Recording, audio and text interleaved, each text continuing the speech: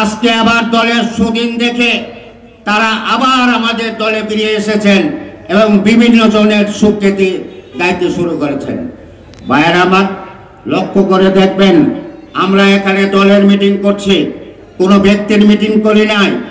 আমরা দলের মিটিংয়ে উপস্থিত হয়েছি, আরেক দল মিছিল করছে ব্যক্তির নাম উচ্চারণ করে। এটা কি দলের জন্য ঠিক? এটা কি দলকে শক্তিশালী করার লক্ষ্য, না ওই ব্যক্তিকে উৎসাহ দেওয়ার লক্ষ্য? যে ব্যক্তি বিগত দিনে এই রাজপথে কোনোদিন দলের পক্ষে কথা বলে নাই, যে ব্যক্তি এক সময় রাজনীতি করত, তার বাবার নেতৃত্বে এই বাংলাদেশ জাতীয়তাবাদী দল এই নকলাতে প্রতিষ্ঠিত হয়েছিল, তার বাবার মৃত্যুর পরে এই বাংলাদেশ জাতীয়তাবাদী দল নকলায় ধরে রাখার মতো কোনো নেতা যখন পায়নি, তখন তার আবির্ভাব ঘটেছিল। কিন্তু কিছুদিন পর দেখা গেল সে রাজনীতি থেকে সরে গিয়েছে। ভাইয়ের আমার, সে রাজনীতি থেকে সরে গেছে, আমার দলের নেতা কর্মীদের কার হাতে তুলে দিয়ে গেছেন? আমার প্রশ্ন, কার কাছে রেখে গিয়েছেন এই দলের দায়িত্ব? কার হাতে তুলে দিয়ে গেছিলেন এই আমার দলের নেতা কর্মীদের?